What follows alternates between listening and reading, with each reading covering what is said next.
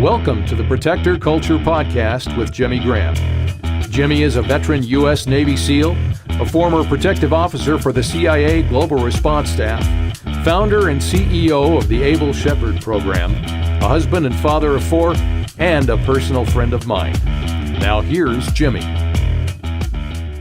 Hey everybody, welcome back to the Protector Culture Podcast with Jimmy Graham. I'm your host, Jimmy Graham. Joining me today for our Father's Day edition is, well, I'll start over here as a seniority as fathers go. So my man, BK, Able Shepherd 051. How you doing, brother? I'm doing fantastic. Thank you, brother. Good seeing you again. And new dad, what's happening, new guy? Parker Mansour, Able Shepherd 019. Welcome back, brother. Thank you for having me. Yeah. So split. He checks in. He usually calls me at night after classes and stuff, just kind of checking in or whatever. Like, where you at? Gonna go shopping. Hey, we're doing a Father's Day. But he's like, I'm brand new. Get in here. Let's do it. So just 3 minutes later. 3 minutes later, I see backup lights coming in. Cool. So we wanted to touch base and go over this. Obviously it's a huge deal. It's coming up. Father's Day is going to be coming up here pretty soon. There's so many numbers on, I hate to say it, but a fatherless generation and the impact of not having a dad within the household. Big deal, obviously, not taking anything away from moms, but it's a crisis in our nation. Wanted to take a minute, honor our dads, talk about our fathers, talking about memories, talking about being a dad, how important it is, maybe share some of that with some of the listeners maybe. So I know I primed you guys a little bit and said, hey, think about this, but I got a couple on my sleeve here as well. Uh-oh. So let's start off with surprise. Yeah, right. Surprise. So favorite memory with your dad. So we took a second and thought about that. I think I've got one. Who's ready to roll? I'll take it. Please. So I was just out of high school and had my grand aunt, so my dad's aunt, her and her husband were out in California, and they said, hey, you just graduated high school, come on out here, we're going to give you a car. That way you've got a car to go to college with, but the price is you have to spend 2 weeks with us. It's like, deal, let's do it. So I went out, did that, and I was going to drive the car home, and then my dad surprised me by flying out and was going to drive home with me. 24-hour trip home. Stayed a little bit longer in California, decided to drive straight through, and so we leave Palo Alto, driving straight through, get about 16 hours in. I'm driving 16 hours at 18, still going strong. And Dad's like, hey, let me drive. Sure. Pull over. He starts driving. I pass out. An hour later, I wake up in this dark gas station and he's doing laps around the car. And I'm like, what are you doing? He's like, I fell asleep. You're an hour in and you fell asleep. So I got back in the driver's seat, drove the rest of the way home. So it was just a kind of a cool memento to, send off from high school to going into college, and last kind of trip, just dad and son driving from California back to Colorado, sharing stories, talking about what's next, what was, what is, kind of all that stuff. That's cool, man. Good story. See, running laps around the car is better than like Christmas Vacation, where you're sleeping, you look over and everybody's sleeping, including your dad. You look over and he's just racked out, and you and leave the road. So that is true. That's awesome. What do you got, brother? Got an interesting one. So the night I graduated from college, so graduation was Saturday, so Friday night, we're down at the local college pub, and his dad, his 2 little brothers, and me. So kind of generations, right? And the bar scene's not dad's gig, and keeps checking his watch. I'm like, hey man, just hang out, Well, it hits 12 o'clock and he comes back with a shot. And I'm like, whoa, I'm a big college boy, I can have a shot. It's like Courvoisier or something. Not a shooter's drink, right? So I throw that back. I'm like, ah. He says, congratulations, you're off the payroll. Say what? So, welcome to the world, kid. Go get a paycheck. There you go. Welcome to. He's like, this should be mine. He's like, congratulations. But the look on his face, the joy. He's like, my job's done. I got you through college. There it is. You're off the payroll. Welcome to the world. That's awesome. How about you? I thought about that. I've said it in a podcast before. I lost my dad a few years ago, and we had an amazing conversation. I'm going to save it. I'm not going to make it that one because I've talked about that before. But that was that conversation that I got to have with him that I felt compelled to have, and thanking him for being a great dad and all that kind of stuff. So that was by far the best one. But I thought of another one I will touch on that. The fact that I had the courage to have that conversation with my dad before he passed, like very quickly in an accident, it helps me with when people say, how are you doing with that? I'm really good. I'm okay with that because of that conversation. Would not have been if I hadn't done that. But I want to pick another one because it popped into my head. When I was a little kid, do you guys remember, I just said this. I was at Dr. Rob's. With Dr. Rob, what's up, brother? So he's taking care of my back and doing all this stuff. Rob Anderson, great guy. And he's got these seats, these wobble seats where you loosen up your back. Have you fallen out of it yet? Bro, I'm like, dude, I was on the floor. I got the mister to cleanse it, whatever. And I'm like, is this like Armor All? Do you know what it is? I don't. It's Everclear. Is it? They started walking by and I was like, ah. Oh, that's why. No, that's why I see people now. You spray that stuff on there, and it's like you're about to come off that thing. And I told the guy next to me, because I'm that guy that just comes in and starts talking to people. I go, "What's in that? Is that Armor All?" I go, "My grandparents had a Gran Torino." And they would drive to church, come back, wipe the whole thing down with diapers and Armor All everything. And I just remember a group of kids, you'd turn and they'd slam up against this side. You'd turn again and we'd all slide and slam up against this side. So that reminded me my memory with my dad I was going to bring up is we used to go to drive-ins. Did you ever go to drive-ins? Oh, yeah. So drive-ins, you go and pull in, put the speaker box on there in the back of a pickup. We'd have sleeping bags and all that, watch this movie, never make it to the end, pass out. Yep. Back then, shut the tailgate, drive home with all the kids in sleeping bed, bags. Yeah. So I can remember just hitting the brakes, sliding up to the cab, hit the gas, sliding back to the tailgate, and I'm sure taking it nice. And I got hurt, but it was just one of those memories. And then we'd get home and would pretend to be asleep. So you get carried in, right? So I just be laying there, pretend to be asleep, and be like, Jay, try to wake you up and everything. And my brother was older, and my sister was probably doing the same thing, or she was truly out, but I wasn't. Most of the time I was awake, but I want to walk, whatever. And I love being carried in. So he'd pick me up and then carry me in. And I was like, oh man, I got one over on him, right? Until I was a dad. And now I know when he's sleeping. I know exactly what he's saying, but I carry him anyway. I like carrying him, and Christian's on the verge of being too big to carry. I get him up in the morning and I walk downstairs because the girls are old enough, they're up and they're helping and they're amazing little mamas. Carry him downstairs, lay on the couch, I pull a blanket over, and then we just sit there for a little bit. And then I just kind of talk him awake. And I tell him, I was like, hey man, that's my favorite part of the day. He's like, I know, Dad. You tell me that all the time. But I was like, I bet he knew I was awake. Yeah. And he didn't care. He carried me anyway. So that was a pretty cool memory that popped into my head. Speaking of cars, so I've got a dad and I've got a stepdad. Mm-hmm. And I've had a stepdad for quite a few years, 17, 20 years, something like that, 25 years maybe. But one memory with him, we were taking his son, so my stepbrother, to the airport. And this is about 15, 16 years ago. So when the airport wasn't what the airport is now in Denver. And he had an old Eagle Talon manual car. We were like back roads from Commerce City to get to the airport, all 2-lane. He's got 20 minutes till the plane takes off, or like 30 minutes till the plane takes off. He's like, get in the driver's seat, get him to the airport, go. And I'm not even 16 yet, but we're driving as fast as we possibly can to get him to the airport. We pretty much just push him out, drive past the terminal, push him out. He gets on the plane with like 2 minutes to spare, with leaving the house with 30 minutes before he had to be on the flight. So before security, all the major security stuff, and that was a cool thing. So just driving as fast as we can down 2-lane road, trying to get stepbrother to the airport. It's awesome. Door opens. Remember, duck and roll. Yep. Duck and roll. Grab your stuff and go. Cool. So favorite memory with your dad. So favorite memory as a dad. You got to dig way back in the. So how old is she now? She is going to be 4 months on June 4th. She is awesome. Ada. And favorite memory with her, I would say there's not one that I can pick out specifically, but it's the morning. The morning. So get her up in the morning. And when we first brought her home, Mom was still recovering. And I was letting her sleep, so baby would wake up. I'd go get up in the morning, get her fed, all that kind of stuff. But I'd get her up, and the coolest thing she does when you wake her up in the morning is she does this stretch thing, and she's still in the swaddle mode. So you get her out of the swaddle, and one hand pops up, the other hand pops up, and she starts stretching, get that big arch in her back. She gets all stretched out, and then she looks at you, and she just smiles.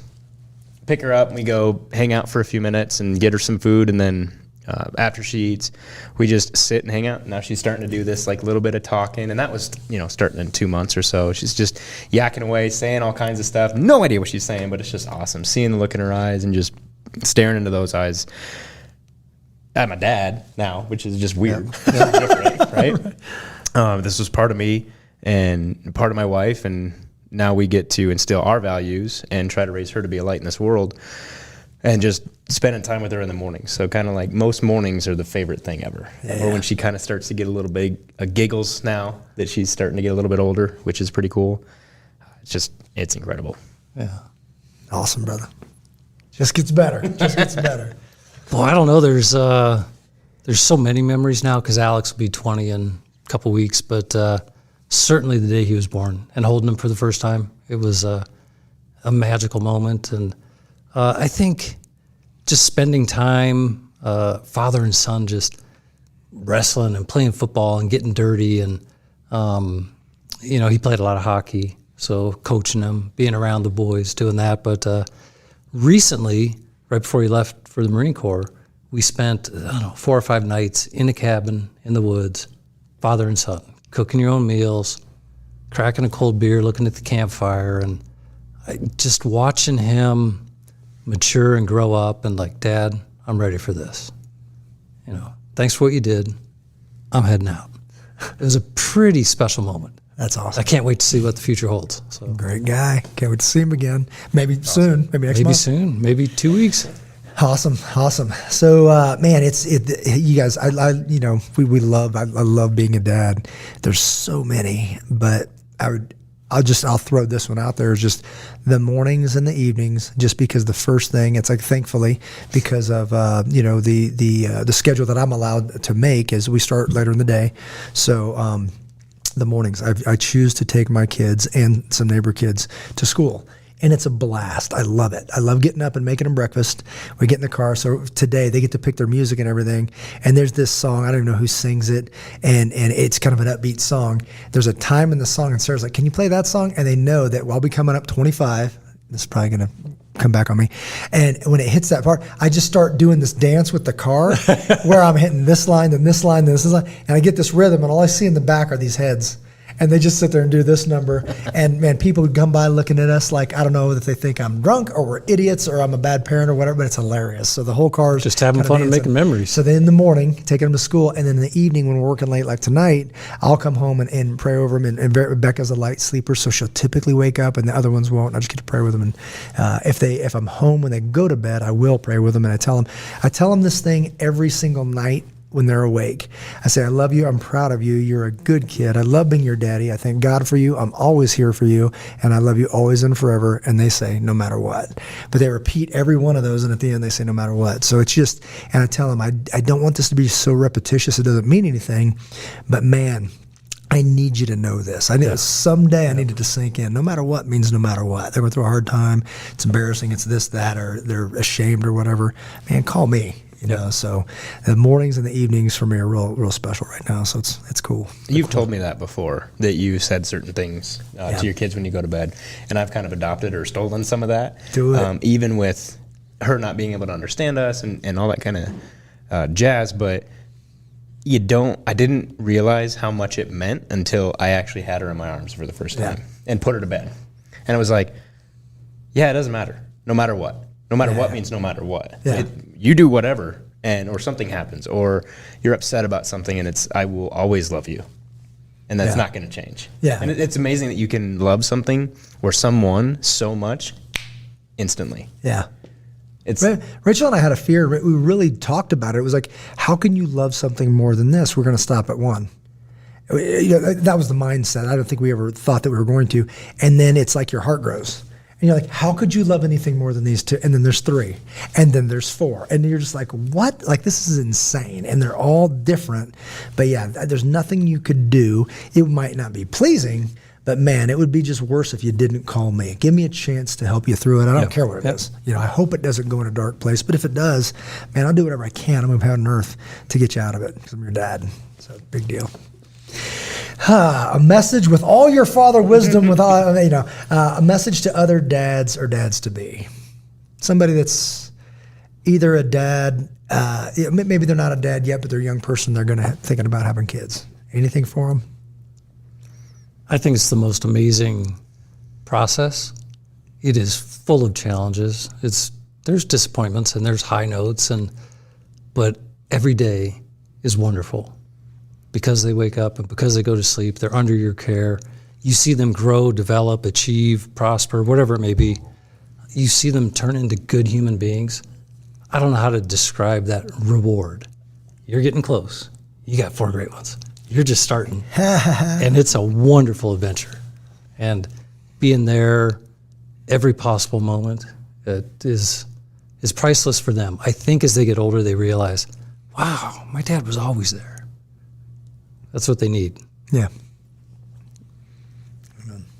There's, with minimal experience in this market, there's no amount of advice or things that people can say that can prepare you for what you're going to experience when you become a father of either a boy or a girl. There's no owner's manual. Yeah. There is no owner's manual. There is, Bible.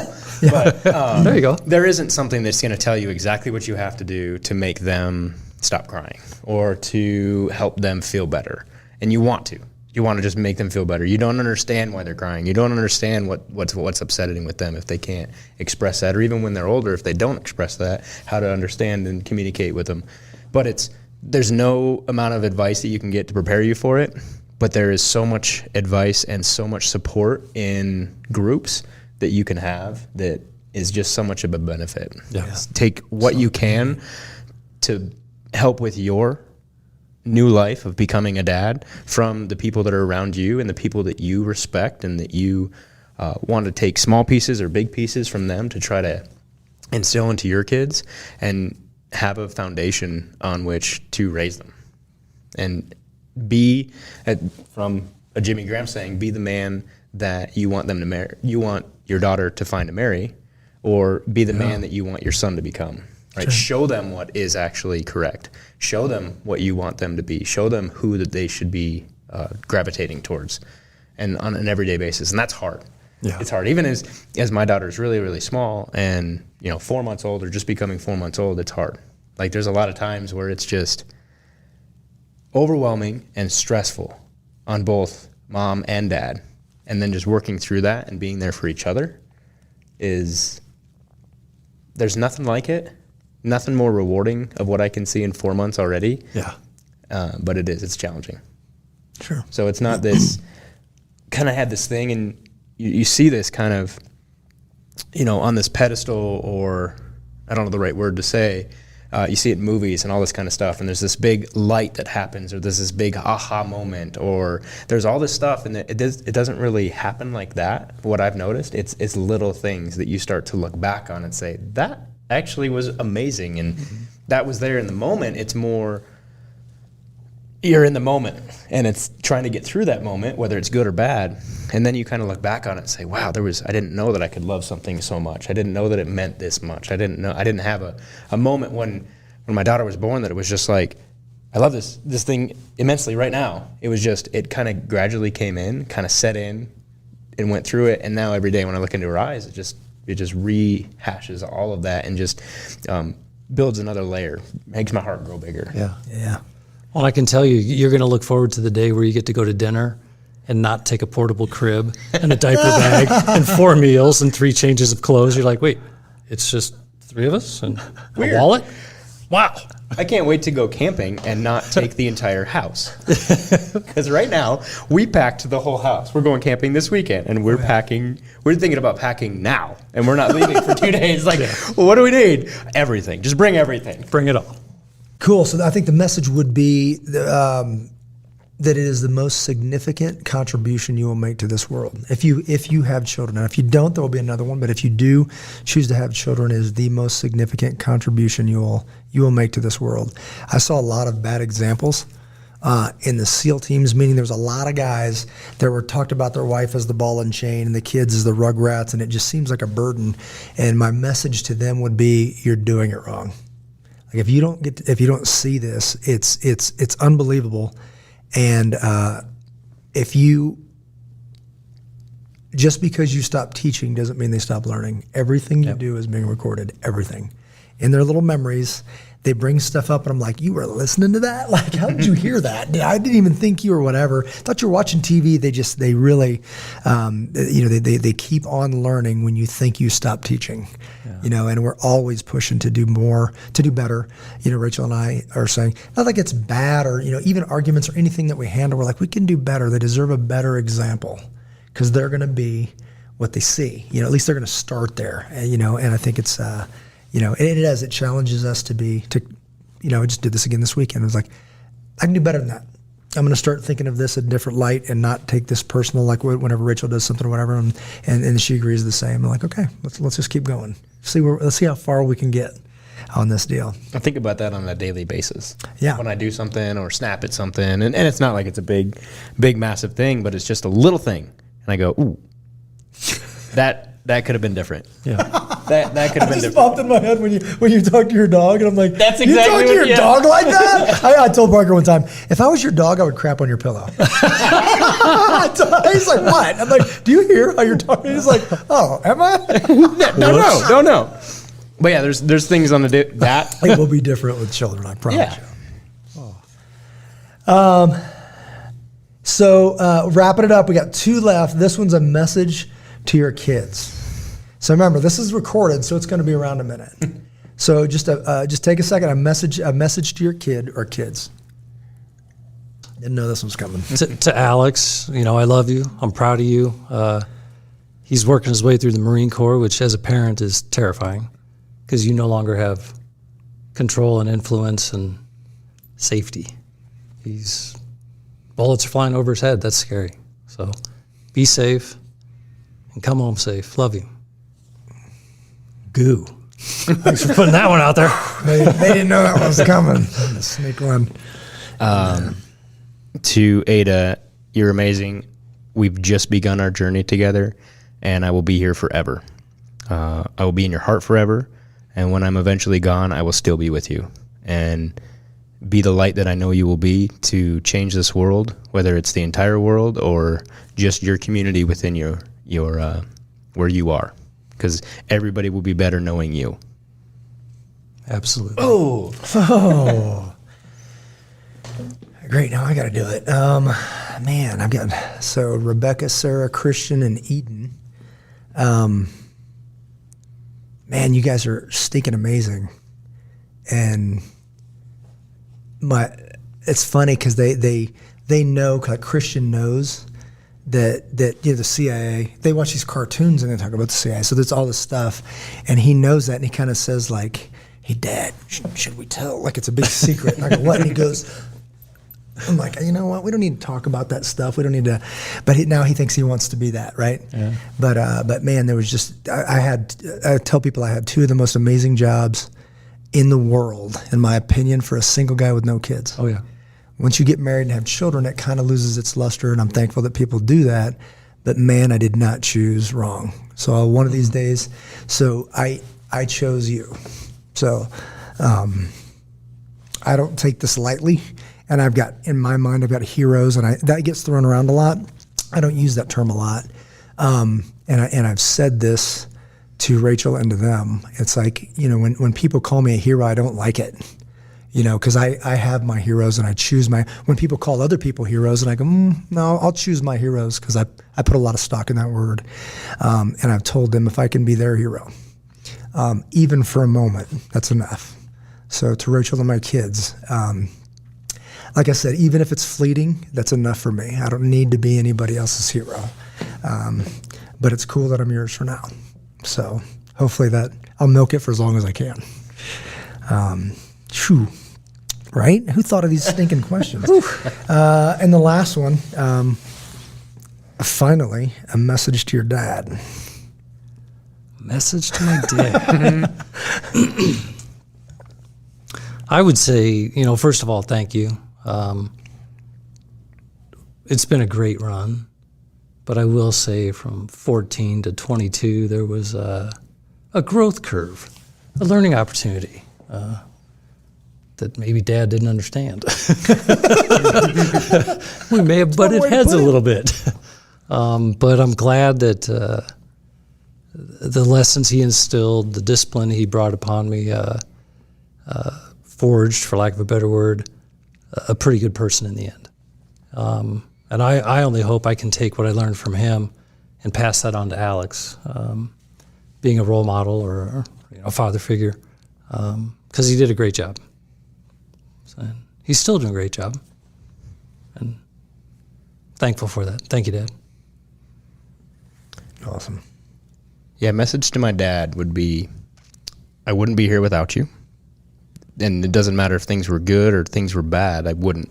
There just wouldn't be there, because they're the ones, my dad and my mom were the ones that raised me, and my dad instilled a lot of good things into me.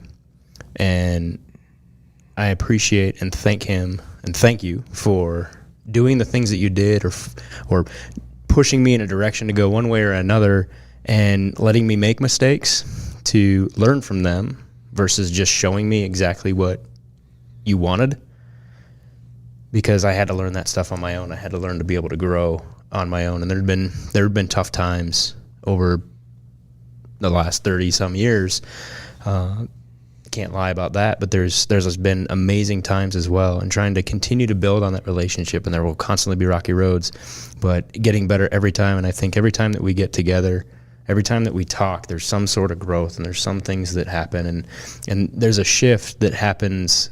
And maybe it happens with me or just any other dads and sons, is where sons start to teach dads things. And it may be when they're young, it may be when they're old, and being able to look at that in myself, that my daughter or future kids may be able to teach me things, is a hard thing, and it's also an amazing thing as well, because I don't know everything, and they're going to have experiences that I don't know, and they're going to have experiences that I don't want them to have, but they're going to have them. But having those experiences and still loving me through those is amazing and unconditional. So you feel that unconditional love. And my dad's one that wears his heart on his sleeve and really just wants to give, almost too much so. And so just keep doing what you're doing and continue to grow with me, and until forever. Awesome. It's amazing when, I can't even imagine, and you're experiencing this right now, when you go from being an authority to being an influence. Yeah. You're the authority in your kid's life for many years, and then you become an influence and kind of a friend. But I look forward to that in a weird way. It terrifies me, but I've heard you talk about that, where it's kind of cool. Yeah, having a conversation with a young man. Thankfully, you guys have been able to participate in some of that. You've watched Alex go from adolescent to young adult. Yeah. And it's a very special moment. I'm glad he got to spend some of it with you guys. Yeah, it was awesome. Made him a better man, for sure. So again, this is a tough one for me, because a message to my dad that I lost a few years ago. It was very unexpected in a motorcycle accident. We spoke motorcycle, like that was our connection. That was our thing. My dad was not a phone talker unless it was about planning for an adventure, typically on a motorcycle, and he helped me put miles together and all this other stuff. So thank you for it. My dad there's a quote that somebody said, and I'm not going to remember who it was, said, my dad didn't tell me how to live. He just lived and let me watch. That was my dad. And I picked up so much from him, not understanding that I did. Again, on record the whole time, you pick up everything. Yeah. So he was kind. He was a fixer. He was a get your hands dirty kind of guy, and would give you the shirt off his back. So that's a big deal. So thank you for letting me watch you raise a family in a hands-on, get dirty, warehouse kind of like really work kind of job. I have no idea how we went to Lake of the Ozarks and how we went to the Grand Canyon and how we went to Mount Rushmore. I just don't know how that worked out, financially. Because when he married my stepmom, there was a whole slew of us. There's 6 kids. Sorry, five kids, and so 7 total. And I just don't know how that worked out financially, but it did. So thank you for that. And I wrote this down the other day because I'm doing some writing right now. I miss the conversations we could have had. We're planning another adventure this year, a couple of them. He would absolutely love it. He would love being there. He'd love planning it. He would love talking about it, and he would drink in this community. So it's a big deal, and I wish you could see some of it. Pretty cool. Yeah. I only met your dad once, and it was in the infancy of what we would now call the podcast. It was at 511, Always Be Ready. And I walked in, I was setting up a camera or doing something, and we were early. I said, "Hi, I'm Brian." "I'm Jim." I'm like, "Well, what brings you here?" "That's my boy, Jimmy Graham." And glowing. I mean, like sunbeam, put on your eyeglasses, glowing. "That's my boy." So, yeah, that was awesome. Cool. And even that dawned on me that he just wanted to come. He rode his motorcycle here from Kansas City to support a thing he saw on Facebook that we were going to be speaking and leading another free community class at 511. He said, "Can I come?" And he just wanted to support. Yeah. So he showed up, spent an amazing time, hung out for a little bit, and then hit the road. And then we lost him a week later. So it was a big deal that he came out. It was a big deal that we got to have that conversation. Good stuff. So, all right, guys, any alibis? A good one. I know I button hooked you on a couple of those that you didn't know was coming, but I think it's important to understand the gravity of that, our fathers. Again, this isn't Mother's Day. We're talking about fathers right now, but it's just such a big problem. It's a crisis right now in America when you don't have that guiding light. When we talk about those losing your purpose. Is very easy, especially nowadays. And without somebody right there that is absolutely dedicated to helping you find a new one, it can be destructive. So I think it's a big deal, and it's a challenge that obviously we've taken on, and I take it seriously. So I know we're no, and I feel it for sure, because when I started, I don't know, 3-4 years ago with Able Shepherd, you pick up on this vibe. You don't know what it is. You start training and you start dialing it in, and without a doubt, Alex has even told me straight up. He's like, "You're a better person since you started Able Shepherd." So it is fun, it is training, but how you set the foundation is affecting, I don't know, hundreds of families at a minimum. I know it. So, did you catch the podcast? Oh, did you catch it? Did I catch it? Did you guys? It just released the California BDR. I have not listened You to got it to check yet. it out. Okay. It was super cool because there's a couple guys that are new to the community, and we don't really feed people things to say, but they sat right here in these chairs and they were like, "Man, I came back a better man," and my family has commented as such, like, "Hey, man, you're different." I'm like, "Oh, that's so cool." And using words like, lost my tribe, lost my true north. I just needed to, to just kind of go out and be vulnerable and find that man again around good men. yeah. That's good stuff. You can't beat that with a stick. Can't. Well, I can tell you from personal experience, I go from meeting you and hearing from who is now my brother-in-law that I got to check this out, check this program out, check this guy out, and then to drastically changing everything to make my life work for this. Mm-hmm. Full-time 100%. To you standing in my wedding. That's a big deal. Yeah. That's not a small thing. That's a pretty big deal. Finding tribes, finding your community, finding your spot. When something clicks like that, it clicks. And training aside, all that kind of stuff is great, but it's more the connections that get built from this that feed into everything else, right? I'm a better parker than I was yesterday. I'm a better parker than I was 5 years ago.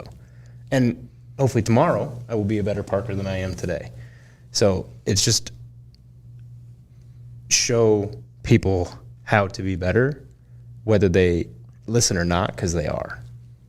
And then see what happens, because it's amazing. And he beat my 3-3 time. It's like he just walks in the door, settles in, soaks up some community, and then he's smoking my 3-3 time. And I don't know if it makes sense, but for me it was a lone wolf type of mentality. Like, I can take care of myself, I can take care of my cubs or whatever, but then you realize kind of the power of the pack, where you have like-minded thinking, positive attitudes, encouraging attitudes, and everybody in the boat's rowing the same direction. There's a lot of power, a lot of strength, and you feel it without a doubt.